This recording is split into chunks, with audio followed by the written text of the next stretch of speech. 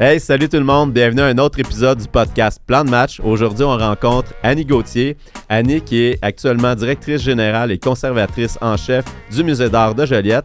Et je fais ça avec mon co-animateur Étienne Dano. Salut Dave, je ne sais pas comment tu vas être objectif dans l'épisode d'aujourd'hui, étant donné que tu es toi-même sur le conseil d'administration de ce musée-là. Je ne le serai pas pantoute. Let's do it. Salut Annie Gauthier, bienvenue au podcast Plan de match. C'est un bon timing qu'on se rencontre aujourd'hui. On peut souligner le 50e anniversaire du Musée d'art de Joliette. J'aimerais que tu commences à nous expliquer un petit peu d'où ça a commencé, le Musée d'art de Joliette. On parle du 50e anniversaire, sans dire de la bâtisse, et non de l'incorporation. Peut-être nous expliquer d'où ça vient, comment ça a été créé, parce que même pour moi, étant sur le conseil d'administration, parce que oui, je suis sur le conseil d'administration, je ne veux pas dire, mais quand même, c'est drôle, même en étant sur le conseil d'administration, des fois, il y a des choses qui nous échappent. Tu pourrais peut-être juste réitérer pour ceux qui le sachent, mais aussi expliquer d'où vient ce beau musée d'art de Joliette. Ouais.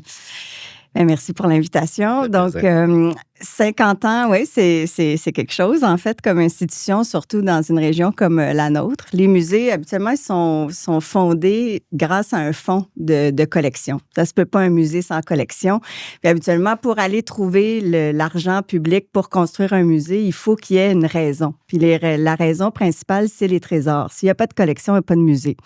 Et ça, c'est important de dire ça parce qu'après, ça va changer la façon dont on gère une institution. Si le but premier, c'est de conserver des objets et non pas, par exemple, de travailler avec les personnes. Ouais. Donc, au début, en fait, ça vient des Clercs de Saint-Viateur. Donc, les Clercs de Saint-Viateur, qui sont une communauté religieuse bien installée à Joliette depuis longtemps, mais un peu partout ailleurs dans le monde aussi, dont en France. Ce que tu veux dire, c'est que les autres musées aussi proviennent souvent des institutions religieuses. Religieuses ou grâce à un fonds. Donc, ça prend un donateur privé, par exemple, important, qui lèguerait, disons, 50 pièces, 100 pièces, 300 œuvres. Donc là, on veut construire un musée pour conserver puis redonner à la communauté. C'est un peu ça. C'est comme la mise de fonds de partir un musée, un peu. Exactement. S'il n'y a pas de mise de fonds, tu peux pas. Exactement. Okay. Parce qu'autrement, on appellerait ça une école d'art ou on appellerait ça une galerie. On n'appellerait pas ça un musée. Le musée, c'est l'idée de conservation des objets pour toujours. Pendant que tu ouvres cette parenthèse-là, est-ce que tu peux nous clarifier ça, cette différence-là? C'est une galerie d'art, parce qu'il y a des gens qui vont dans des musées, des fois, qui pensent qu'on peut acheter une œuvre dans un musée. Moi, je veux ça. Oui. 2 millions. C'est pas à vendre. En fait, dans les musées, il y a des œuvres qui seraient achetables dans le sens qui sont abordables, mais c'est pas le but. Le musée, c'est vraiment de construire notre histoire collective. Donc, dans un musée comme ici, on est en train de regarder le passé. Donc, on est les gardiens, dans le fond, d'un patrimoine culturel collectif. Puis, on continue de collectionner au fur et à mesure parce qu'on veut dire aux générations futures qui on était dans le temps où on est actuellement. Donc, c'est important d'être toujours de son temps, mais d'avoir un certain discernement puis de décider qu'est-ce qu'on collectionne ou pas. Et ça, c'est intéressant parce que selon les générations puis selon les époques dans lesquelles on vit, on collectionne pas les mêmes affaires. On juge pas ce qui est important de la même façon. Les temps changent. Mais pour revenir aux Clercs de Saint-Viateur, juste vous dire que c'est grâce à eux qu'il y a le musée parce que le séminaire qui était, en fait, les Clercs de Saint-Viateur collectionnaient déjà des œuvres d'art et le but, c'était un but éducatif. Donc, leur but, c'était pas tant d'enrichir la communauté religieuse que de montrer à leurs étudiants l'histoire puis d'ouvrir sur le monde, de montrer, en fait, de l'art qui arrive d'un peu partout. C'était vraiment l'idée de la fenêtre sur le monde. On est ici, mais on est conscient qu'on vit dans un tout puis voici comment voyager autrement par l'art, par la peinture. Puis ces informations-là étaient véhiculées par le séminaire de Joliette. Oui, exactement. Puis il y a des gens qui sont dans la région, surtout des gens qui sont allés étudier au séminaire, qui viennent des fois visiter les collections du musée. Puis là, ils se rappellent, disons, cette toile-là était dans la cafétéria. Ou, je me faisais appeler dans le bureau du Père Corbeil, puis je voyais cette œuvre-là. Le séminaire, pour ceux qui savent, c'est anciennement le cégep actuellement. Oui. C'est ça. OK. Puis la différence avec une galerie d'art? Oui, donc la galerie d'art, la galerie privée, par exemple, c'est une galerie qui est une entreprise qui a des collectionneurs. Tu sais, habituellement, si tu es un galériste, c'est que tu as des collectionneurs qui veulent de l'art, tu connais des artistes qui font de l'art, puis tu vas trouver le bon match. Donc, tu trouves ton créneau et tu vas exposer des œuvres dans le but de les vendre. Donc, le but, il est marchand. Une galerie d'art, habituellement, c'est marchand. Et pourquoi on voit certaines œuvres dans certaines galeries? Mais chaque galerie a son créneau en fonction des acheteurs. T'sais, si on a, habituellement, on va avoir un bassin qui se ressemble pour être capable de prendre des œuvres d'art qu'on va être capable de placer. Autrement, si on est les seuls à tomber en amour avec une œuvre d'art, mais qu'on ne trouve pas l'acheteur, ça fait pas une bonne business. À moins que tu veuilles garder tes œuvres, ça, c'est une autre affaire. Mais l'idée de la galerie d'art, c'est marchand. Donc, développer la carrière de l'artiste, s'assurer qu'il va pouvoir avoir des sous pour continuer à produire. Puis la galerie, dans certaines galeries, la pratique, c'est de splitter 50-50. Donc 50-50? Oui. Donc, si tu vends une œuvre 10 000 $, il y a 5 000 qui restent à la galerie. Donc, la notion de mise en marché, encadrement, d'aller faire des foires, si, disons, je suis une artiste, ma galerie m'amène à New York dans une foire, c'est la galerie qui prend tout le risque, le risque financier de déplacer les objets, louer le boot, etc. Donc, c'est des grands coûts, le loyer, avoir un loyer pignon sur rue dans une grande ville pour vendre, c'est très cher. Donc, il y a comme une notion c'est un partenariat d'affaires, une galerie d'art. Puis, il y a les centres d'artistes. Les centres d'artistes, il y en a des centaines au Canada. Et ça, c'est des lieux qui sont créés par et pour les artistes. Habituellement, c'est des artistes qui sont sur le conseil d'administration. Et ces centres-là peuvent exposer aussi. Ils vendent pas, mais le but, c'est de la promotion des artistes. C'est de la promotion, mais c'est surtout le banc d'essai. Tu sais, tous les artistes n'ont pas des grands ateliers, là, comme on voit dans des films. Des fois, ils ont besoin d'avoir un genre de banc d'essai. On avait été aussi sur Crémazie. Oui, exactement, le 333 Crémazie. Le 333, c'en est un. C'est ça? Exactement. Donc, ça, c'est un lieu où il y a des ateliers d'artistes. Mais une fois que l'artiste a fini son travail, il veut peut-être aller le présenter puis voir est-ce qu'il y aura des ajustements à faire avant de proposer, par exemple, à un musée ou d'aller en galerie ou autrement. Et les centres d'artistes, des fois, sont aussi des lieux de production. Par exemple, si toi, tu fais de l'art d'impression, tu n'as peut-être pas une grosse presse à toi tout seul dans ton atelier. Donc, tu vas mutualiser, partager des équipements spécialisés. Si tu fais de la photo puis tu veux développer toi-même, peut-être, c'est ça. Tu n'as pas ta chambre noire toi-même, mais tu vas aller en louer. OK. Puis dis-moi donc, si tu me le permets, là, parce que tu me parlais que tu avais participé à un autre podcast. Oui. Puis dans ce podcast-là, un artiste en art visuel était présent. Puis toi, tu es directrice générale et conservatrice en chef. Puis vous aviez deux opinions différentes du mandat ou de l'objectif d'un musée. Tu peux-tu m'en parler? Es-tu à l'aise de me parler un peu, sans dire peut-être les différences de perception? Oui. Le podcast, juste pour référence, c'était l'Université du Québec en Outaouais à Gatineau, là, qui nous invitait, puis c'est avec Méloutine Goubache.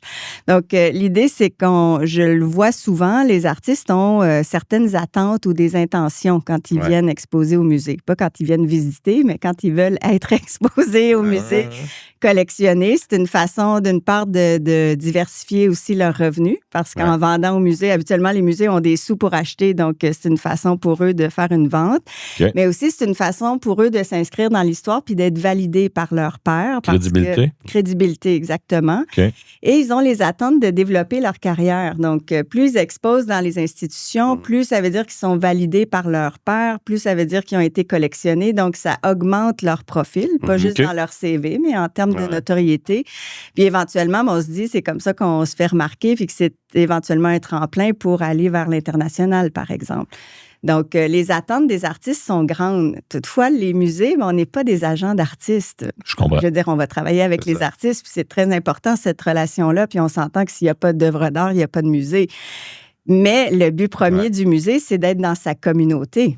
Nous, on dessert une communauté. Tu desserres la communauté, non l'artiste. C'est ça. Moi, je veux qu'il y ait du public qui rentre au musée. L'équipe travaille pour entrer en relation avec la communauté, avec les écoles, avec toutes sortes de groupes qui ont des besoins particuliers. On veut élargir, en fait, le bassin des gens qui viennent au musée pour voir de l'art, pour réfléchir à la société de manière critique, pour se sortir un peu de la zone de confort. Mais c'est ça, les tensions que ça crée, c'est des tensions qui sont grandes selon avec qui on travaille. Mais, si on prend les deux, mettons, servir la communauté, puis un artiste qui veut un jour être dans un musée, est-ce que parmi les mandats d'un musée, ils ont de promouvoir les artistes locaux? Oui, ça, c'est... Oui, vas-y. Ben, en fait, les artistes locaux, tu sais, selon les musées, le financement vient par les pairs. Au Québec, c'est pas mal la façon dont ça fonctionne. Donc, que ça soit au Conseil des arts du Canada ou ailleurs, nos pairs, les gens qui vont nous juger, sont des gens qui viennent du milieu professionnel. Donc là, quand on soumet, nous, une programmation, parce qu'on est programmé 2, 3, 4 ans d'avance pour être capable d'aller chercher du financement puis faire nos activités, c'est pas j'aime cet artiste-là puis tu s'en viens dans 3 mois. C'est pas ça. Donc, pour faire ça, ben, il faut qu'on présente le profil des artistes et il faut qu'on prouve que, par exemple, on va les payer convenablement. Il faut qu'on prouve qu'est-ce qu'on fait avec ce travail-là, pourquoi on l'expose maintenant, en quoi c'est pertinent. Et donc là, on va miser sur le profil, le professionnalisme de l'artiste déjà. Et pour s'assurer que cet artiste-là soit professionnel, il faut que l'artiste ait déjà une recherche. Et là, sa recherche, ben peut-être qu'il l'a depuis 10 ans, 15 ans, 20 ans avant d'arriver au musée. C'est rare qu'on va aller vers la relève. On va le faire, par exemple, quand on travaille avec les jeunes du cégep, puis finissent leurs travaux, on leur fait une expo de finissant. C'est pour la fierté, puis c'est le lien important avec la communauté, mais on va laisser les artistes se développer avant de les repérer, de les exposer au musée. Et tu sais, il y a peut-être, j'exagère, là, mais mettons une dizaine de plages horaires par année au musée, alors qu'il y a des milliers d'artistes au Québec. Donc, pas parce que tu es un artiste local que nécessairement tu vas exposer dans le musée de proximité. Je comprends. Il va falloir que tu te développes, puis éventuellement, tu vas arriver à ce niveau-là de professionnalisme. Ce ne sera pas par défaut, par proximité, c'est ça. Mais il y a beaucoup de frustration liée à ça parce qu'on peut se dire, tu sais, il y a des artistes qui ont vraiment réussi en termes de marché. Ils ont trouvé leur marché, ils vendent leurs œuvres, les œuvres ont des bonnes valeurs. C'est des artistes sérieux qui sont commis dans leur pratique. Donc, ils vont trouver un certain rayonnement. Toutefois, ils vont pas toujours trouver une place au musée. Et la différence dans ça, puis des fois, c'est difficile à discerner comme public aussi, c'est qu'au musée, on va se spécialiser, disons, dans l'art de recherche. Puis l'art de recherche, ben c'est les travaux qui sont pas toujours aboutis, pas toujours... qui sont des recherches, en fait, qui sont de plus longue haleine pour creuser, tu sais, quand on parle d'une démarche artistique, ben creuser cette recherche-là qu'on va bâtir au fil des ans. Donc, c'est pas nécessairement de faire une œuvre, disons, je trouve un marché qui aime ce genre d'œuvre-là, ben je vais la reproduire parce que je le sais que je vais être capable de la vendre à plusieurs reprises, puis tant mieux si ça fonctionne, puis tant mieux si on s'enrichit comme ça. Mais l'art de recherche, ça va être plutôt de dire, ben par exemple, moi, j'ai un commentaire, je sais pas, moi, sur les conditions climatiques, puis je vais travailler une certaine pratique pendant des années, puis je vais développer une signature par rapport à ça, mais une recherche. Puis dis-moi donc, par rapport, on parlait tantôt du 50e, il y a le bal qui arrive répète-moi la date. Le 24 mai 2025. Tout est sur le CA, Dave. Je m'en rappelle pas. C'est pas supposé de savoir. Non. T'as-tu ton billet, moi? Hein? Toi, là-dessus? Non, mais toi, t'es sur le CA. Je vais y aller. Dave, c'est un bon porte-étendard, là. Tu vas y aller? Ben oui, je vais y aller. Parfait. Parce qu'il je suis commis. Il voulait que je me commette au Kodak. C'est malade. C'est bon. Tu viens pour rien? Ben oui. T'es moins là, c'est enregistré. Ben, ça va être moins gênant de te connaître.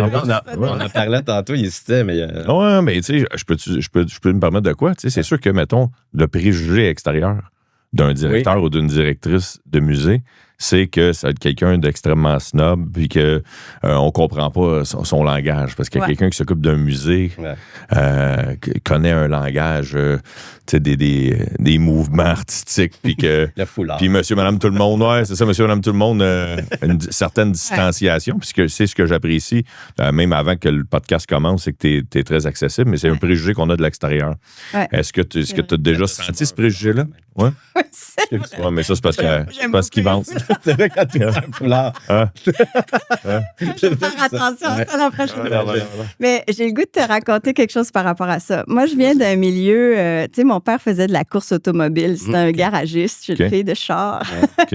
Il construisait des voitures modifiées. C'est quelqu'un qui n'a pas son secondaire 5, ma mère non plus. Je viens d'une famille très...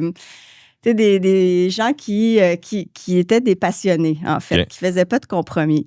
Et je dis souvent, tu sais, mon père faisait des jokes, ma mère les riait. C'était un peu la dynamique là, dans laquelle j'ai grandi. Et quand je suis partie en art, il était un peu comme surpris de mon choix parce que... Fier?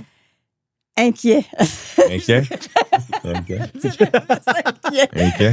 Mais ils m'ont jamais arrêté. Mes parents se sont toujours dit, écoute, si elle fait quelque chose, on verra bien où est-ce qu'elle s'en va. Il y avait comme une confiance. Est-ce que c'était des passionnés, les autres aussi? Oui, c'est ça. Si t'en allais là-dedans, c'est parce que t'étais passionné. Quelque part, c'était ça, mais l'inquiétude, c'est comment elle va gagner sa vie quand elle va faire ça. Ouais. Et souvent, ben, tu sais, mon parcours a fait que j'ai travaillé dans différents milieux en art visuel, mais souvent, quand je les accueillais, que ce soit au musée ou ailleurs, ben moi, j'avais le souci que mes parents comprennent quelque chose. Comprends-tu? Oui. Qu'ils soient mal à l'aise. La référence. Je ne vais pas les mettre mal à l'aise. Je ne vais pas faire exprès qu'ils ne soient pas bien. Je ne vais pas faire exprès qu'ils regardent quelque chose puis qu'ils ne comprennent rien. Je veux dire, pour moi, c'est un souci très important. Ça commence dans... Tu sais, c'est comme mon noyau familial, il est là déjà. Pour toi, son enfant, tu voulais quand même qu'il comprenne. Tu veux que tes parents comprennent ce que tu fais. Mais oui, exactement. Ce souci-là. Donc, on l'a tous. Même toi, Maurice, j'imagine que... Hein? Oui, si on pourrait faire un épisode au complet de podcast là-dessus. Comment ça s'est passé quand Ah oui, c'est ça. Pour vrai. On va faire un épisode au complet. Est-ce que tu étais fier ou inquiet? Ben, c'est drôle parce que un moment donné, genre, mon père il a dit vas-y, vis ta passion. Puis ma mère était stressée. Ouais. Puis quand ça a commencé à bien aller, là, c'est ma mère qui a fait ça va bien. Puis mon père a fait hey, elle tente pas de retourner aux études. Ça attendait pas à ce que je fausse, tu sais. Fait que, fin de la parenthèse. Non, mais il y a un lien quand même. Oui, certain. Ben, je pense qu'il est là, le lien. Tu sais, après, les institutions, tout le monde a son vécu propre, puis c'est correct. Mais pourquoi je te donne cet exemple-là, c'est que le musée, il est pour tout le monde. Il a été construit par certains. Il est soutenu par certains, mais il est pour tout le monde. Est-ce que ça a réellement été conçu pour tout le monde initialement ou, tu sais, c'est pour se poser la question? Oui, c'est certain qu'on peut imaginer... Là, on veut ça, c'est ce qu'on veut, mais tu sais, est-ce que le fondement réel initial était ça, puis on essaie de déconstruire ça, sachant que c'était ça? Oui, bien, il y a peut-être effectivement un historique lié à ça. Puis qui se sent à l'aise d'aller au musée, c'est habituellement les gens qui... Les enfants, de plus en plus. Oui. Puis moi, mettons, mes deux enfants de 8 et 10 ans, ils ne sont pas de même en train de juger l'art. Mais ils aiment, je pense, l'atmosphère d'un musée. Ils aiment les images. Ils aiment, je ne sais pas, que ça soit vaste, que ça soit épuré. Je pense que la bâtisse en tant que telle, en tout cas, le musée d'art de Joliette, ils aiment l'infrastructure. Puis c'est ce qui me parle. Puis je pense que les enfants, si on les met plus jeunes dans un musée, c'est plus accessible, parce qu'ils sont pas dans le concept de j'ai du droit ou pas, c'est que c'est normal aller là, comme aller au cinéma, c'est comme aller n'importe où, puis je pense que c'est ça qu'il faut faire avec. Mais il y a beaucoup d'activités. Oui, il y a beaucoup d'activités. Moi, la première fois que je suis rentré au musée, c'est parce que je suis allé à une activité avec ma fille, que vous organisiez. À cause de ta fille. Grâce à ma fille, c'est ça la différence. C'est ça la différence. Oui, mais c'est bien. Je dirais que c'est parce que les... Il y a une nuance. Oui, il y a une nuance. Je dirais que la clé, c'est que les enfants ne sont pas dans le jugement. Souvent, les enfants, ils ont une tolérance au plus grande que certains adultes, au flou puis au fait qu'ils comprennent ou comprennent pas quelque chose. Il n'y a pas de limitation de regarder quelque chose, j'aime pas, je comprends rien. Il n'y a pas de gêne à poser la question. Il y a comme une espèce... On va dire qu'ils ne trouvent pas ça beau, mettons. Nous autres, les adultes, on peut dire, hey, ça, c'est là, tant Christy. Puis les enfants, on va dire, c'est bien. Moi, je me rends compte aussi, là, on parle des enfants, on décroche totalement, mais les attentes des enfants, je me rends compte, c'est le plaisir. Qu'est-ce qu'ils veulent, c'est du plaisir. Ils sont curieux. Ils se lèvent le matin, ils veulent avoir du plaisir. Oui, du curieux, mais pour avoir du plaisir. Puis si tu l'amènes n'importe où, puis il y a du plaisir, ils vont aimer ça. Fait que, tu sais, c'est pas d'arriver en disant, il faut que tu comprennes ce qui est là. Il faut que tu vas avoir du plaisir, puis tu le laisses aller. Puis je pense que c'est juste ça. Là, mais... Parce que la notion de plaisir, ça se peut que tu vois une exposition que tu n'aimes pas ou d'un sujet qui est vraiment confrontant. L'art, c'est pas toujours beau, puis c'est pas toujours là pour être plaisant quelque part. Sauf que si tu passes un bon moment, le temps que tu y vas, tu faisais la corrélation avec le cinéma, par exemple, tu peux aller voir un film qui va te faire pleurer. Quand tu y penses. Mais quand tu sors de là, tu vas avoir été habité par l'histoire assez pour être capable d'en parler. Ça va t'habiter encore. Tu vas en parler. Ouais. Mais c'est pareil au musée. L'idée, c'est que tu vas voir quelque chose, ça se peut que t'aimes pas. C'est pas ça qui est important. Que tu veuilles le posséder ou pas, cet objet-là, c'est pas ça qui est important. C'est juste, tu te plonges, tu as assez de curiosité pour te plonger dans le sujet, puis après ça, être capable d'en parler avec la personne qui t'accompagnait ou par la suite à quelqu'un d'autre. Donc. OK.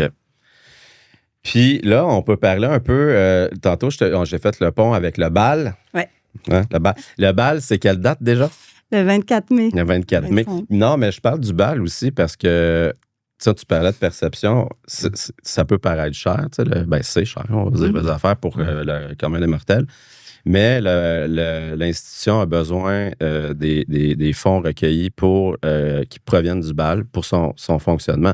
Parce que c'est important que tu expliques comment vit, comment est financé, en fait, un musée. Ça vient des dons et des subventions, mais c'est vraiment pas juste des subventions. C'est pour ça qu'il y a un bal ou des dons, là, que ce soit qui que ce soit, mais c'est important. C'est juste de comprendre que l'argent, ça s'en va pour le fonctionnement du musée. Oui, exactement. Puis le bal, c'est la plus grande activité, disons, de la Fondation dans l'année. Il y a d'autres types de levées de fonds. On va vendre certaines œuvres. Il va y avoir d'autres activités. Mais le but de lever l'argent privé dans le modèle d'affaires du musée, c'est nécessaire. Donc, pour vous brosser le portrait... On a une fondation aussi pour ça, là, soit dit en passant. C'est pour ça qu'il y a une fondation au Musée d'art de Joliette, mais ça pourrait être un département de développement. Puis l'idée, c'est qu'on va chercher l'argent privé pour compléter le budget global. Donc, si on arrondit, je veux dire, le musée est autour de 3 millions, un budget d'environ 3 millions par année. Des fois, il était à 2,5 millions, mais disons qu'il oscille entre 2, 5, 3 millions. Les subventions gouvernementales des 3 paliers, que ce soit municipal, provincial et fédéral, totalisent 750 000 $ au fonctionnement. Non, mais même pas de ça. Donc, entre 750 puis 2,5, 3 millions, ça fait une grosse marche à aller chercher. Puis 12 mois, ça revient vite. Fait que quand vous vous demandez ce que je fais habituellement, c'est de courir après ce financement-là. Et ça, on le vit au conseil d'administration. Moi, je me rappelle, là, ça fait quoi, 8 ans en avant? Au début, quand je suis entré là, c'est avant le COVID. Puis toutes les discussions étaient dirigées vers c'est ça, d'arriver break-even. C'était totalement.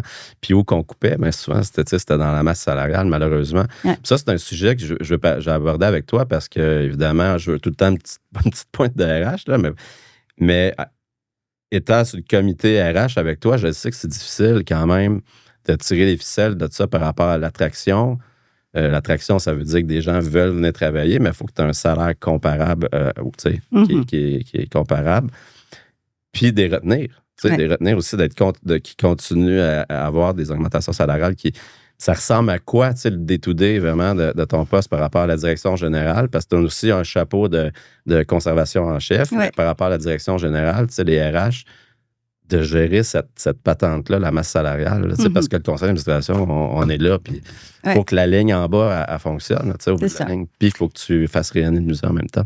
Effectivement. La masse salariale, on est, disons, grosso modo, 27 personnes à peu près. Là. Il y a des temps partiels, des temporaires dans ça. Des saisonniers, même avec les camps de jour et autres, mais la masse salariale est environ à 1,4 million. Donc, c'est la moitié du budget qui passe en masse salariale. Et ça, si on les garde tous, ça ne fait qu'augmenter avec les augmentations de salaire, mais aussi les échelles salariales à chaque année. Donc, la masse salariale, si on ne coupe pas des postes, ça va continuer d'augmenter. Donc, il faudrait que les subventions ou que notre budget continue d'augmenter d'autant, au moins les mêmes types de pourcentages si on veut maintenir le reste. Mais on le sait que le bâtiment, ça coûte 150 000 d'électricité, là, le musée d'art de Joliette par année. Donc, ça, les frais fixes continuent d'augmenter. Donc, on est effectivement dans un dilemme. Et pour en rajouter, c'est que les postes sont des postes très spécialisés. Exact. Par exemple, une conservatrice, ça fait dans quoi un dans musée. un musée? Je veux Ouais. dire, la registraire, tu sais, les gens qui travaillent au musée, il y en a qui sont généraux, comme par exemple les gens qui travaillent aux communications marketing, on pourrait se retrouver dans une autre Exactement. organisation. C'est le même type de professionnalisation ou de Spécialisation. type de poste, spécialisation. Mais il y en a d'autres qui sont liés au musée. Et parce qu'il y a peu de musées au Québec, quand on finit en muséologie, par exemple, nos études, ou qu'on veut travailler dans un musée, on est étudiant en histoire de l'art, bien, les jobs sont minces. Là, il y en arrive peu. Donc, effectivement, elles ne sont pas toujours bien payées. Et le musée d'art de Joliette, ben c'est un peu comme un tremplin. On est comme le plus gros musée des plus petits, Ouais. le plus petit musée des plus grands. OK, je Fait comprends. comment on veut se voir. Fait que tu sais qu'il y en a qui viennent puis qu'éventuellement, ils vont quitter. Exactement. Ben, Ouais, c'est un tremplin. tu sais, Ça fait puis partie je pense qu'on l'accepte tu sais, un peu aussi en tant que conseil d'administration. Puis, tu sais, on a eu ces réflexions-là, puis on peut être fier de ça, tu sais, que ça soit un tremplin pour les personnes qui viennent chez nous. Tu sais, puis je pense que c'est une bonne chose. Puis, faire un petit peu la promotion de Dupuis Ressources Humaines. On l'a complété finalement, là, tu sais, l'étude salariale de Camdo. de Camdo, là, l'association des directeurs de musées des du directeurs Canada. de musées du Canada. Donc là, l'enquête salariale est pratiquement disponible, tu vas pouvoir la recevoir parce qu'on me la demandait depuis longtemps. Donc, c'est une étude salariale pour tous les musées canadiens. Musée canadien. Puis, ça va être disponible pour toutes les directions générales pour pouvoir se comparer. Puis, ça va donner quand même, je pense, tu parlais tantôt, tu sais, il y a un conservateur, il va travailler dans un musée. Tu sais, une infirmière peut travailler dans un hôpital, peut-être dans un centre. Bon. Mais tu l'as dit, tu sais, une adjointe administrative, technicien comptable, une personne au com peut travailler n'importe où. Puis, tu sais, quand tu te compares sur le marché, tu sais, c'est ça que ça devient difficile parce que tu as un budget quand même relativement serré. Mais au moins d'avoir une étude, de comprendre ce qui se paye sur le marché avec des niveaux de musée, je pense que ça va être super intéressant. Petite précision, si un conservateur peut se présenter aux élections aussi. Excellent. Non. C'est comme un restaurateur, il cuisine pas. Non. Hey, dis-moi donc. Il restaure des œuvres d'art. Ah, mais moi, j'avais une question par rapport à ça. Est-ce que, mettons, là, pour Annie, parce que toi, tu avais déjà travaillé au Non, musée, c'est ma question. tu es allé travailler ailleurs, Ouais. tu es revenu ici. Est-ce qu'il y a eu une job, là, je la pose à Dave indirectement, de grande séduction? Ah oui. C'est comme dans le film, là. Ah oui, c'est clair. Hey, on a des nouveaux restos même pas vrai. à Joliette. Ah oui, Manuel Préville-Rattel était très bon. Ouais, Il était- OK, parfait. Bravo, Emmanuel. On va-tu le recevoir? Hein? Hein? OK, on l'a.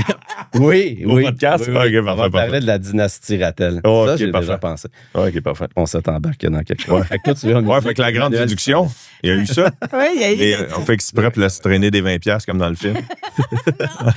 C'est pas tant ça que. Ben, tu sais, ça faisait presque 9 ans que j'étais au Musée national des beaux-arts du Québec et pour occuper différents postes, mais je n'étais pas directrice générale du musée. Et c'est une société d'État, donc c'est 200 personnes. Tu étais directrice des expositions et partenariats internationaux. Oui, à la fin, mais je suis rentrée comme directrice des collections. Ouais. Puis, tu sais, là, on était à 46 000 objets dans la collection du musée du Musée des Beaux-Arts. Donc, c'est un autre type de responsabilité. Puis, ça fait que les équipes sont démultipliées. Ouais. C'est un moteur, ce musée-là. Il peut faire beaucoup de choses comparativement au Musée d'art de Joliette, par exemple. Je comprends. Mais il reçoit aussi des commandes, c'est-à-dire que c'est un instrument de l'État, c'est une société, c'est une société d'État. OK, je comprends. Donc là, non seulement je remets les mains sur le volant, mais je prends une institution qui est très agile où on peut s'asseoir la vingtaine d'employés, les membres du conseil d'administration, puis se dire, mais qu'est-ce qu'on fait? faire un podcast avec quelqu'un du conseil Exactement. d'administration. Ben ouais. C'est cool. Je suis libre de parler. Fait que ça a fait partie des choix. Absolument. Ouais, OK. Ouais, c'est comme... Mais la ville, est-ce qu'on a dû te revendre le Grand On a Joliette? fait Je connaissais Tu connaissais? déjà quand j'étais venue C'est une travailler statue ici, vraiment de- mal faite ou croche, mais c'est une statue. Tu vois ça des fois, des statues. Là. Ouais. Bon. Ouais, je pense que c'est aussi une affaire de... Tu sais, à un moment donné, dans la vie, on fait des choix pour différentes raisons. Puis là, j'arrive à un moment, tu sais, j'ai 50 ans, j'arrive dans un moment où j'ai envie d'avoir une qualité de vie. C'est plus important peut-être que de développer une carrière ou d'avancer dans un poste professionnel. Et dans le fond, ce choix-là de revenir au Musée d'art de Joliette, pour moi, c'est un choix, c'est de me choisir quelque part. C'est de me dire, ben la vie que j'ai quand je suis ici, non seulement c'est agréable à cause de la taille de la ville, mais c'est la proximité des gens. C'est le fait que c'est facile de prendre le téléphone, tout le monde est tout près. C'est la possibilité aussi de se dire, ben je rentre au travail, tout le monde a envie de travailler. Tout le monde est heureux d'être là. Quand même, maintenant, là, je veux dire, es-tu capable de parler de notre... c'est quoi nos collections actuellement? Parce qu'il y a des collections qui sont permanentes.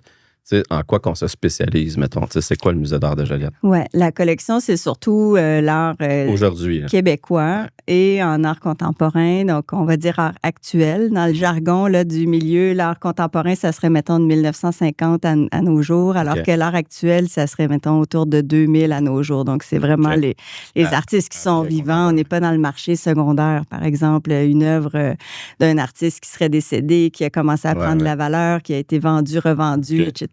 Là. Donc, l'art actuel, c'est des artistes qui sont en pratique actuellement, puis vivants. Donc, on a, c'est ça, disons la moitié de la collection qui est vraiment liée à l'art actuel. J'ai une question, tu sais, souvent on dit, puis je le dis honnêtement, là, on dit l'œuvre prend de la valeur quand l'artiste meurt. Est-ce que... C'est vrai? Ben, en fait, c'est une question de temps, parce que le marché fait son temps. C'est-à-dire que pour acquérir, on acquiert une œuvre, les années vont passer. Si l'artiste a continué sa production, s'il a continué d'être actif, éventuellement, le tableau peut être vendu, etc. Est-ce qu'il y a de la rareté par rapport à ce tableau-là? Est-ce que l'artiste a eu une carrière internationale? Il faut que l'artiste ait le temps de se développer. Donc, effectivement, ça gagne de la valeur, mais à condition que l'artiste continue, parce qu'on pourrait garder une œuvre qu'on a faite maintenant, puis si on continue pas, il n'y a personne qui va s'en souvenir, il n'y aura pas de valeur créée. C'est pour ça que quand on demande c'est quoi la valeur de la collection du Musée d'art de Joliette ou n'importe quel autre musée, je sais. Je te voyais venir. Mais tout le monde se demande ça. Oui, mais en même temps, c'est drôle qu'on se demande ça parce que ça veut dire qu'on est dans une logique de possession. C'est pas ça l'important. Puis la collection, elle change de valeur. C'est important. C'est pas de la possession, c'est quoi? Ben, c'est le lien avec le local, avec l'historique, c'est la rareté de l'objet. Par exemple, on a un objet qui a été fait dans un moment particulier de l'histoire de l'institution.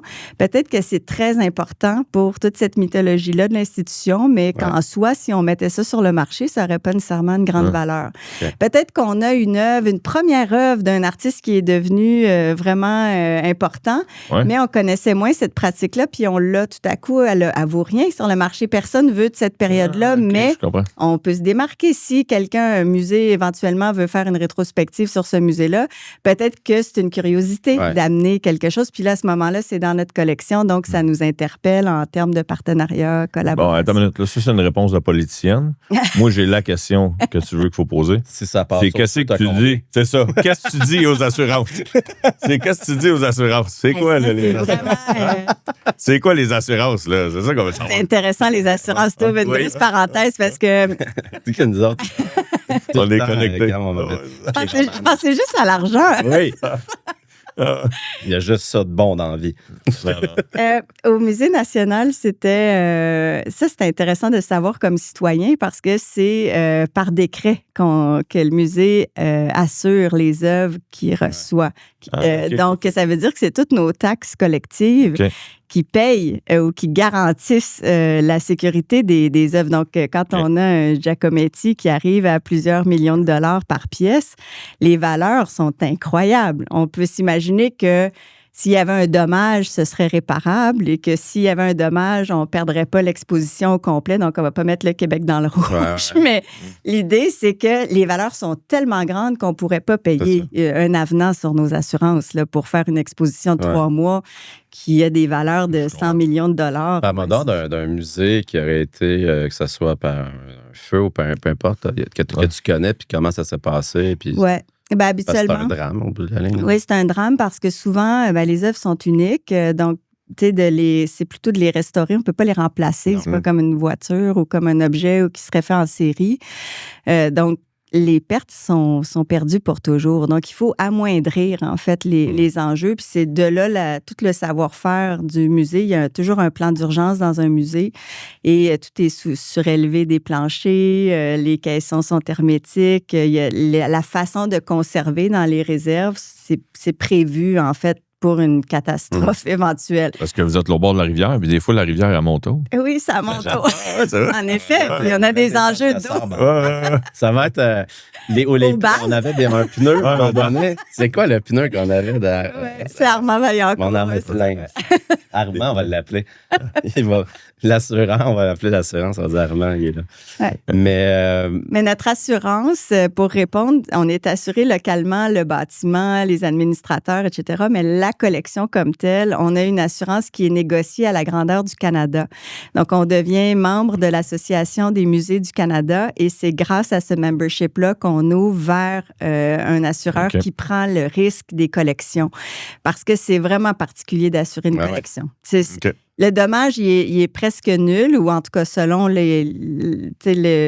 selon la façon dont tu es assuré. Avant de faire une réclamation, ça se peut que tu décides d'essayer de la restaurer par toi-même ou de la déclarer perte totale. Donc, c'est rare qu'on va aller vers une assurance, mais c'est quand même un risque qui est énorme parce que c'est des pièces uniques qui ont des valeurs qui fluctuent. Donc, si, par exemple, on faisait vraiment on mettait une armée là-dessus, on faisait vraiment l'évaluation de chacune des 8300 pièces sur le marché d'aujourd'hui. On arriverait avec une valeur X qui ne serait pas la même de celle de l'année passée ou de l'année prochaine. Fait que c'est sûr qu'on ne fait jamais ça à chaque année. C'est à la louche qu'on dit à peu près. Et ce à peu près-là, il faut comme sortir... c'est ça, on va finir par y arriver. Il faut sortir comme les pièces. 15 minutes plus tard. Si je vous ennuie. Non. Vas-y, la louche. Comment qu'il y en a dans la louche? Comment qu'il y en a dans la louche? En fait, c'est qu'on va chercher les œuvres qui sont les plus dispendieuses, puis je vous dirai pas lesquelles. OK. Bon, si jamais tu ne travailles plus dans un musée, tu serais bonne en politique. Oui. Pendant qu'on parle de valeur, c'est quoi la valeur économique que peut apporter un musée dans une région? La valeur économique. Je m'adresse à toutes les touristique, mettons? Je m'adresse à tous les maires de la région de la Naudière. C'est sûr qu'on crée des retombées économiques qui sont grandes parce que souvent, que ce soit au niveau de l'été, au niveau touristique, il y a des gens qui vont se déplacer dans la région, vont faire un stop au musée. Le musée est à côté du centre-ville de Joliette. C'est sûr que les gens... Puis il n'y a pas de restaurant ou de café dans le musée, donc on travaille en collaboration avec la Société de développement pour envoyer faire des partenariats pour que notre public puisse sortir du musée. Mais c'est aussi toute la notion du travail, c'est-à-dire qu'on embauche quand même près de 30 personnes au quotidien. Et plusieurs de ces personnes-là vivent dans la région, pas juste à Joliette, mais dans la région de la Naudière. Et donc, c'est autant de salaires, des gens qui vont revenir éventuellement avec leur famille, avec les enfants qui parlent. Donc, c'est comme un rayonnement. Et en plus, le musée va faire rayonner la région parce qu'il envoie les collections à l'extérieur de la région. Donc, quand nos collections circulent, là, on se dit, c'est où ça la Naudière? Where is Joliette? Et donc là, il y a quand même aussi une visibilité qui est importante et une attractivité des publics qui sont... Non, parce que c'est un point qui est important. Tu sais, le musée contribue financièrement à la région. Ça, c'est définitif. Il y a des événements privés aussi. Oui. Comme on peut louer le musée. Absolument. La location corporative, puis c'est une grande portion de nos revenus autonomes, en fait. Oui, c'est ça, oui. Pas vrai. Quand on a fait la construction du musée, on a réfléchi au musée comme lieu de vie. On en parlait au début, ça prenait comme un fonds de commerce pour partir à un musée, ça prenait une collection. Il y a une portion du musée qui est comme un coffre-fort, puis il y a une portion du musée qui est fait pour la communauté.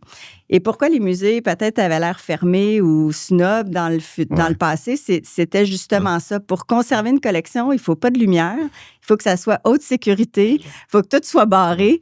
Fait que c'est pas très accueillant comme lieu. Si toi, tu veux être sur une terrasse avec de la lumière naturelle puis ouvrir les portes parce qu'il fait beau, ben nous autres, on voit les mouches rentrer puis on se dit, faudrait pas que ça aille aux œufs.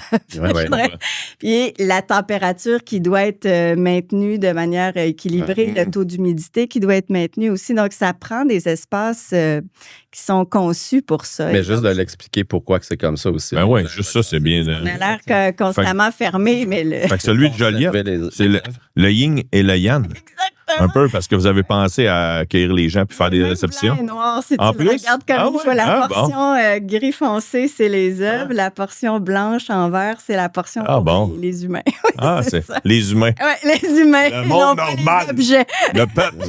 Le peuple. Après ça, dit qu'il n'est pas snob. La monarchie. Les humains. Monarchie. C'est des blagues. Ah, ben c'est ça. Mais parlons-en des... on peut faire la promotion de... Tu sais, moi, je suis allé à un mariage. Ouais. J'étais très impressionné de voir un mariage là. Ouais. Puis ça aussi, ça amène du monde d'ailleurs, parce que dans un mariage, je t'invite des cousins, des ci d'ailleurs. Oui, et aussi, le corporatif peuvent louer des salles aussi. Le milieu corporatif est quand même assez fier du musée. Moi, étant en affaires, on dit... J'ai l'impression que l'aspect corporatif génère plus de sentiments d'appartenance chez moi que moi-même. Ouais. J'ai de la difficulté, parce que, premièrement, je m'implique dans le musée, professionnellement. Ah je pense que, on ne le savait pas depuis le début. Mais le musée, dans le fond, c'est moi l'invité. Ouais, c'est ça, exact. Mais ce que je veux dire, c'est que les gens, ce que j'entends, c'est que le milieu des affaires est fier du musée. Oui, on est bien positionné à l'entrée de la ville, donc c'est sûr qu'on le voit d'emblée quand on arrive. Ouais. Puis souvent, on va offrir des visites. Donc, par exemple, tu reçois une entreprise qui arrive d'ailleurs, un partenariat que tu fais, ben, tu pourrais vouloir présenter ou même ton les milieu des de travail. Puis... Je vois de plus en plus des gens aller au musée. Tu sais, c'est ça, il y a une fierté de cette institution-là. Un peu comme le festival, le centre culturel, c'est comme identitaire presque. C'est comme soit des bâtiments au niveau architectural. Là, on peut se dire, OK, c'est visible. On comprend qu'on est à Joliette à cause de ce bâtiment-là. Mais en même temps, ça devient aussi la façon de rayonner parce qu'une ville se définit aussi par sa qualité de vie. Puis sa qualité de vie, ben, il faut qu'il y ait des sports, il faut qu'il y ait des loisirs, il faut qu'il y ait la proximité de la nature, la rivière. On vient réunir différents éléments qui font en sorte que la qualité de vie est exceptionnelle ici, là, comparée à d'autres villes du Québec. Puis le côté moins le fun par rapport au nouveau budget là, déposé par Éric Girard, le ministre des Finances, mettons, on jase. Oui. T'en penses quoi de ça? Bien, je pense que les musées ont été oubliés. Donc, il n'y avait pas de ligne là, au sujet des musées dans le dernier budget.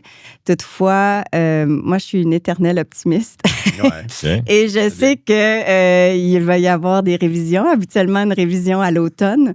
Et c'est certain que j'aimerais que ça soit le tour des musées rendus là. Donc, on a, nous, des rencontres pour être capable de faire valoir un peu le fait que les enveloppes liées au financement des musées ont stagné depuis les dernières, je dirais, presque 10 années. Et le fonctionnement du ministère de la Culture, là, on reçoit le Musée d'art de Joliette 440 000 $.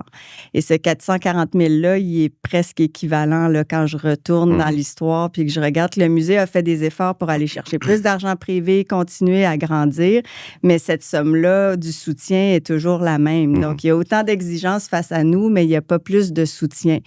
Et ce que ça fait, c'est qu'on reçoit beaucoup d'argent au projet. Et l'argent au projet, c'est un peu, c'est bien, puis en même temps, ça nous tient dans la précarité.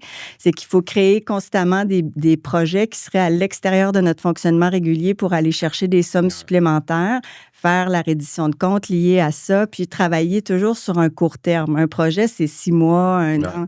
Puis c'est quelque chose qu'on ne fait pas déjà. Donc, on ne peut pas se mettre à financer, par exemple, la conservation, la restauration des œuvres d'art, l'exposition qu'on ferait habituellement. Donc là, on se retrouve à faire des projets qui nous sortent un peu de ce qu'on... C'est un peu paradoxal, ça, quand tu y penses.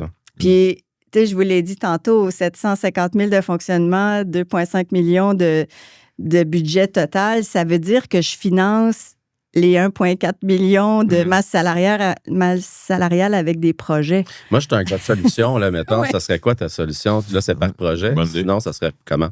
Ben, je pense qu'il faut qu'on ait le... à qui, là? Je pourrais m'adresser à toi. C'est mon patron. Ben non.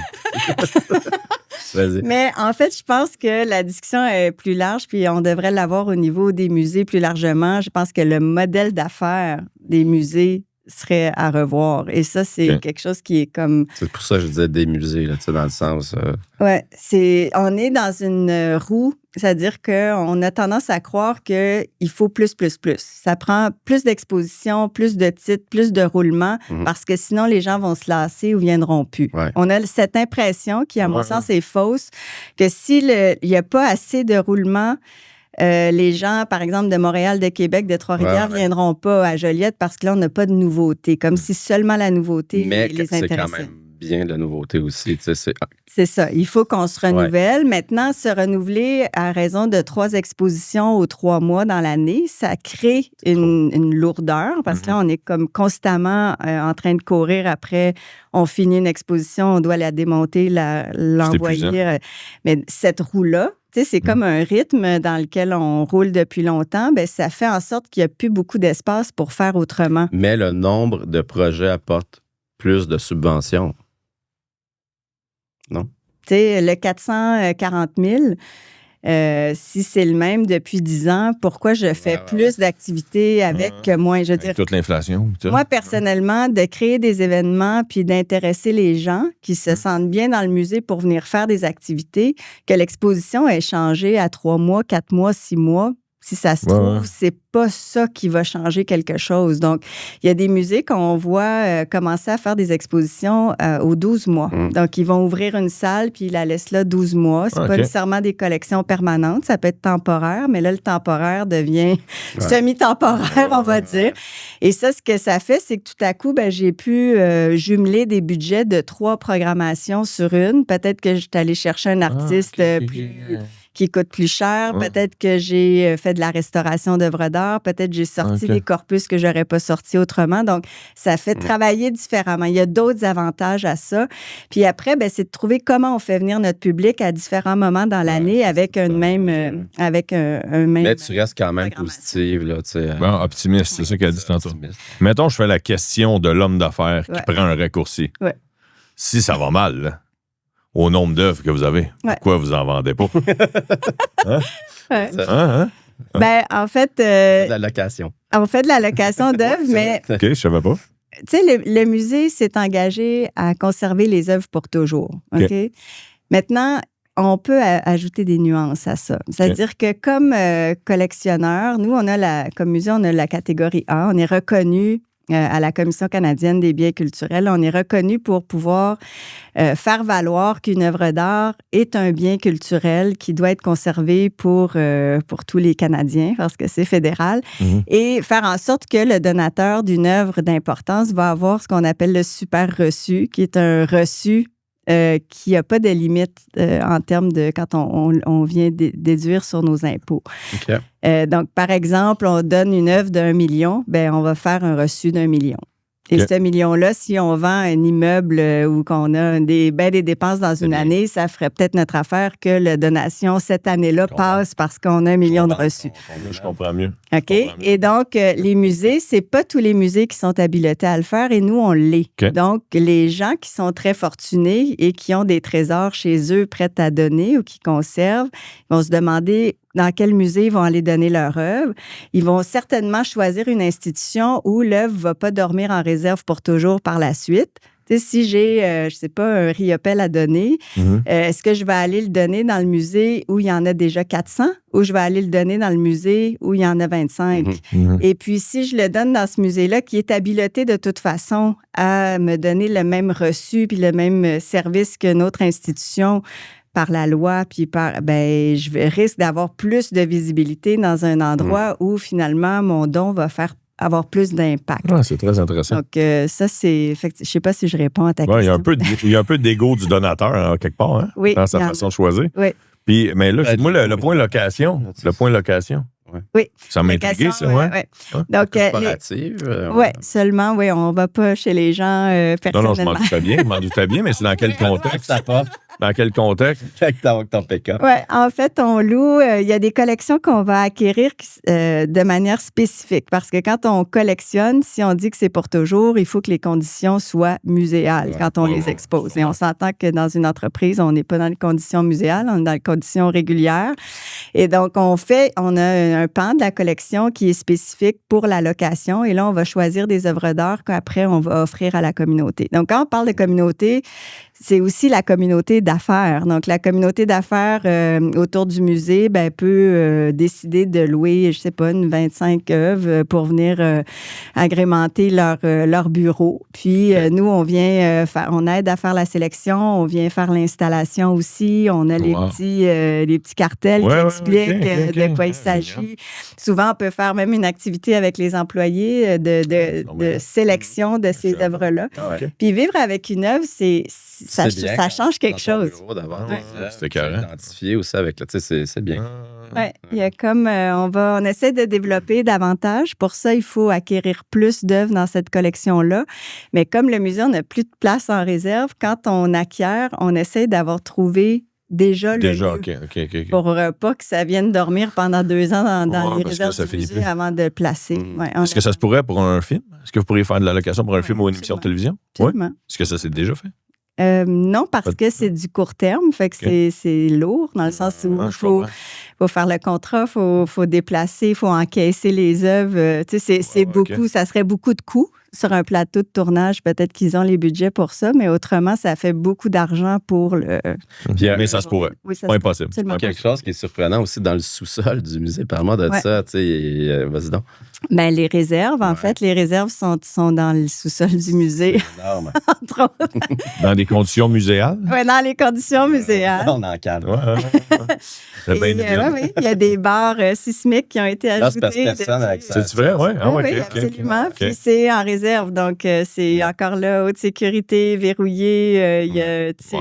Et les œuvres sont laissées dans le noir. Ça, c'est bien important parce que la lumière fait beaucoup de dommages quand on expose une œuvre, surtout les œuvres plus fragiles, les œuvres papier, par exemple, ou les œuvres qui ont des pigments très colorés. C'est des œuvres plus fragiles à la lumière. Donc, de les conserver pour toujours. Tu sais, par exemple, si on expose dans la salle de la collection une œuvre sur papier, on l'expose pendant 12 mois maximum, puis après, il faut que j'aille la placer cachée au noir dans la réserve pendant 5 ans avant de la ressortir. Ça fait partie des règles de conservation régulières. Là, ça, c'est éprouvé scientifiquement, etc. Bien, c'est prouvé que si on prend soin des objets, ils vont durer plus longtemps. C'est sûr qu'on pourrait bien l'exposer tout de suite pendant 5 ans à la lumière, mais si le but, c'est que d'autres générations aient accès à l'œuvre, il faut qu'on en prenne soin. Peut-être un conseil tu pourrais donner aux personnes qui disposent de certaines œuvres chez eux. C'est quoi que tu leur suggères pour que ce soit la lumière, la température, l'humidité ou quoi ne pas faire? Une œuvre dans la cuisine proche du poêle. C'est comme la section, comment t'appelles ça? Un autre podcast, des trucs, là, tu vois tout le monde comment faire un chien. DIY. DIY. Comment ça s'appelle? Les petits trucs de Dupuis. Oui, vas-y. Faire partir une tâche. Oui, on est là-dedans. C'est la section. Fait que pas loin du poêle. Partout où il y a des éclaboussures potentielles, salle de bain, humidité, donnez-vous une chance. Placez pas vos œuvres à côté de la porte patio quand, pendant 4 heures de temps, il y a un rayon de lumière fort sur l'œuvre. C'est là qu'il va y avoir des décolorations, des soulèvements des pigments ou peut-être que votre toile va se mettre à se détendre. Il y a comme... Après ça, ça va jouer sur sa valeur si vous voulez la revendre. Puis éventuellement, vous allez la regarder puis elle ne sera plus comme elle était. Donc, faites attention à vos œuvres, surtout quand vous investissez beaucoup. Ben ouais, puis je suis certain que certaines personnes qui disposent d'un certain moyens financiers qui vont acheter des œuvres puis peut-être mal s'en occuper puis éventuellement penser que ça fait de la valeur. On ne sait pas ça. J'en ai des œuvres, puis on ne sait pas ça. Puis moi, je l'ai mis à une place. Oui, c'est ça. Derrière une porte où finalement la porte est toujours en train de cogner dans le tableau. Proche des chaises, on se recule, on tombe. Je veux dire, c'est une question de sécurité de ces objets-là, mais dans le but de les conserver plus longtemps puis de ne pas les abîmer. Là. J'avais une petite question pour finir. On en a parlé, puis je trouvais ça drôle. Est-ce qu'il y a totalement dans un autre contexte, est-ce qu'il y a de la compétition entre les musées et les directions de musées? Est-ce que c'est sain? Est-ce que des fois, ça l'est moins? Ça me fait rire. Vos questions sont au sujet de l'argent en compétition. Ça tu rapport avec l'argent? C'est Plan de match, le podcast. Oui, ça s'appelle Plan de match. Right. T'avais un autre podcast dans une université. Là, c'est ça. OK. Alors, compétition, je dirais, oui, compétition saine. C'est-à-dire que tous les musées ont différentes tailles. Le musée, on parlait du Musée national des beaux-arts du Québec, par exemple. Il y a 4 musées d'État, mais en art visuel, il y a aussi le Musée d'art contemporain à Montréal et le Musée de la civilisation à Québec. Et le Musée des beaux-arts à Montréal, c'est un musée privé, mais qui reçoit beaucoup d'argent en public. Okay. Donc, ça, c'est les 4 gros joueurs. Après ça, il y a des fondations qui sont très fortunées aussi, qui réussissent à amener des artistes qu'on ne pourrait pas amener autrement dans les musées. Je pense à la Fondation FI, qui est à Montréal aussi, qui a une collection, mais pas nécessairement comme on verrait dans un musée avec un fonds, etc. C'est plutôt un centre d'art. Et il y a des musées en région, disons, comme, puis là, je vous fais ça vraiment rapidement, mais comme nous, à 45 minutes, disons, de Montréal, dans notre région, un musée de notre taille, c'est quand même exceptionnel. Donc, je vous dirais que notre positionnement stratégique, il est très bon parce que l'agilité du musée fait en sorte qu'on peut être audacieux puis innovant. Et donc, les grands musées peuvent regarder un peu les pratiques qu'on met en place parce que nous, on est capable de les mettre en place plus vite. Ça se peut qu'on se pète la gueule plus vite, mais on est capable de le faire alors qu'une grande institution, avant de bouger puis d'essayer quelque chose, ça va... C'est un gros navire à déplacer. Exactement.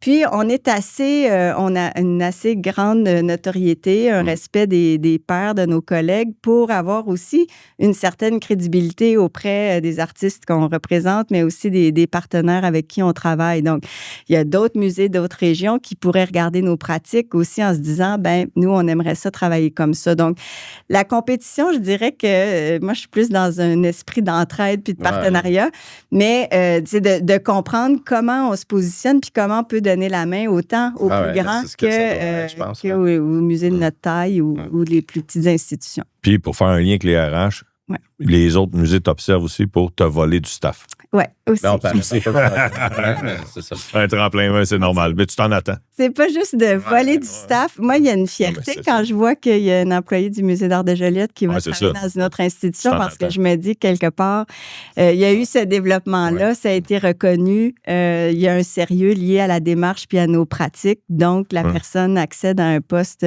plus haut. Puis ça, c'est très intéressant. Fait qu'on doit être fiers de notre musée. Oui, exactement. Ça, on avait compris depuis le début du podcast. On avait compris que tu étais très fier du musée. Est-ce que tu vas venir au bal? Ben oui, je te l'ai dit tantôt, je suis très fier du musée. Tantôt, tu as dit, je vais y penser. Là, tu as dit oui. Non, j'ai dit oui. On recule, s'il vous plaît.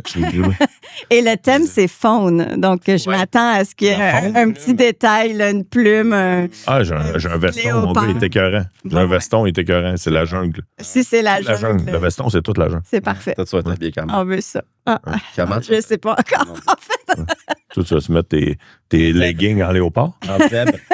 Je veux voir tes leggings en léopard. Moi, si tu finis, parce que moi, j'avais une question qui tue. La question qui tue. Un effet, genre. Y a-tu une œuvre qui est dans le musée que t'es pas capable de voir? Ou que t'es plus capable de voir? Non. En fait, non. Trop politicienne. Trop politicienne pour nos questions. En fait, c'est que l'art, c'est pas une affaire d'aimer, de pas aimer. C'est ça l'affaire. Non, mais subjectivement à toi. Il n'y a pas d'œuvre qui m'agace parce qu'il y a comme une espèce de curiosité liée aux objets qui est sans fin. C'est juste sans bord. Plutôt politicien. Ce que je veux dire, c'est qu'à tous les jours, tu y vas, là. Il y a quelque chose que tu fais, genre, hey, celle-là, là, il pourrait la mettre ailleurs, ça ne me dérangerait pas. Tu comprends, je veux dire? Mais c'est pas une décoration. Oui, non, mais tu la vois tous les jours. Vous rotationnez? Ben oui, on rotationne. On rotationne. On rotationne. Je savais pas. C'est pour ça de bord. C'est pour ça. C'est juste pour toi qu'on fait ça. Ouais, c'est ça. Pour pas que je sois tannée au quotidien. Mais je peux raconter une anecdote liée aux objets de la collection rapidement. Oh, yes! Ah, ça, j'aime ça. Alors, il y a 10 ans, quand on est en train de préparer la construction du musée, je descends en réserve avec des journalistes qui sont là avec la caméra, tout ça. Puis là, ils me mettent un petit micro cravate. Puis là, j'ai une espèce de collier là, en plastique avec des billes de bois. Puis dès que je marche, ça fait du bruit. Fait que là, je prends ça, je mets ça sur une table, puis je rentre dans la réserve avec les journalistes, puis on fait l'entrevue. Et moi, j'oublie ça, là. Je repars, j'ai oublié mon collier dans la réserve, mais bon. Et là, quelques jours après, je repasse en réserve, puis là, mon collier est placé sur un constat d'état. Il y a quelqu'un qui l'a pris, qui a fait toute la description. Billes de plastique, provenance inconnue. Puis là, il y a comme tout rempli de documents parce que... Non. Tu sais, là, c'est comme... Imagine, j'ai créé une panique quelque part de dire, mais c'est quoi cet objet-là qu'on connaît pas, qu'il n'y a pas de numéro d'accession, etc. Ah, c'est très drôle, ça. Dire, ben voyons, c'est à moi, puis de le reprendre. Mais il y a comme... Puis tu sais, ça avait pris de la valeur depuis. Oui. On était rendu aux enchères à 2 milliards. Oui. Là, faut-tu le payer, tu peux plus. C'est ça, ah ouais. Ah, c'est donc bien drôle. C'est pour montrer un peu que, tu sais, il y a des gens qui vont parler de fétichisme, là. Moi, je vais parler de professionnalisme, mais l'idée, c'est que c'est aussi ça, une collection. C'est qu'on peut perdre un objet. Il y en a tellement. Quand on les déplace, il faut toujours savoir où et quel objet se déplace où. Tout est numéroté, tout est identifié. Tu sais, c'est comme, il faut être un peu, il y a un côté maniaque à tout ça. Et dans le musée, ben, avec la taille qu'on a, on est très peu pour le faire. Dans des grandes collections, il y a des équipes puis des systèmes, il y a même des codes à bord, il y a toutes sortes de systèmes de le faire. Nous, ça reste quand même la base, mais c'est la beauté de la chose. Bref, c'était mon anecdote. Vraiment intéressant. Ouais, très intéressant. Faire rire. D'autres questions, Étienne? Non, c'est ça ma question qui tue. Mais c'est d'autres points rajoutés. D'autres points rajoutés. Moi, j'ai le goût de vous poser une question. Oh! Vas-y, à nous. Qu'est-ce qui arrive si le musée ferme? Qu'est-ce que ça change dans votre vie s'il n'y a pas de musée d'art de Joliette? Oh boy, bonne question. Moi, je peux expliquer qu'est-ce que ça va changer d'une façon je peux le dire, pas nécessairement à moi, mais tu sais, qu'est-ce que ça va changer? J'en ai parlé un peu, puis je parlais de mes enfants. Tu sais, c'est aussi... Tu sais, comme parents, des fois, on se demande quoi faire. Tu sais, un dimanche, je ne peux pas parler des dimanches, arrête un autre sujet là, qu'on aurait pu discuter, mais puis j'y étais, je ne vais pas tous les dimanches, mais on y a été plusieurs fois. Puis à chaque fois, ils ont du plaisir, ça coûte pas cher. Puis je pense que si, mettons, ma réponse serait pour les enfants, je pense que c'est une bonne chose d'ouvrir cet esprit créatif-là muséal. Pour nous, mettons, pour le corporatif aussi, je pense que ça crée... Moi, tu sais, j'en ai parlé tantôt, je pense que dans le milieu des affaires, puis tout le monde va être d'accord avec ça, les entreprises sont fières, on est fiers d'aller au musée, puis tu sais, c'est pas d'aller péter de la bourse, je pense qu'on est vraiment fiers de cette institution-là. Puis ça fait promouvoir Joliette dans la Naudière, puis la Naudière dans le Québec, puis le Québec dans le Canada, puis le Canada dans le monde. Puis je pense que le musée a cette mission-là. Puis pour les individus, ben, je pense que l'art, c'est l'histoire, puis ça ne doit jamais se perdre. Je peux pas répondre quelque chose de plus beau que ça. Est-ce que c'était beau? C'est un beau trait d'union. Un beau trait d'union. Toi, c'est quoi t'allais dire? J'allais juste rajouter que ça ressemble à ce que tu as dit, mais c'est un beau trait d'union entre Joliette et le reste du pays. Ouais. Puis entre la culture, entre un pan de la culture, des arts et de la culture, et la population. Tu sais, ce qui manque trop souvent, d'ailleurs, avec toute la surconsommation fast-food de l'art en ce moment. Oui. Mais j'aime ça parce que toi, tu as parlé beaucoup de patrimoine, l'importance de conserver, puis toi, tu parles de conversation puis lien avec la communauté. Dans un temps incertain comme on vit, là, si on parle d'actualité un petit peu, le musée, c'est un peu un lieu refuge pour ça, pour continuer d'avoir des discussions nuancées, pour continuer d'avoir un esprit critique, pour être capable d'avoir ces discussions-là avec la famille, les enfants. Et je pense qu'il faut préserver ces lieux-là dans nos sociétés. Les musées ne sont pas les seuls, mais on fait partie de ces lieux d'expression. Et c'est ça. Je pense que changer ou transformer nos façons de faire dans la société, ça passe par créer des petits lieux de résistance. Puis les musées en sont. Et que on finit de même. Ah, très beau. Hey, merci Annie, c'était super apprécié. Merci. Merci Étienne. Merci Dave. Un plaisir. Merci. C'est un podcast en or. En or. En or, comme ta statue. Ça va être comme ta statue en or. Imagine, je t'en fais une. OK. Je suis preneuse. Merci.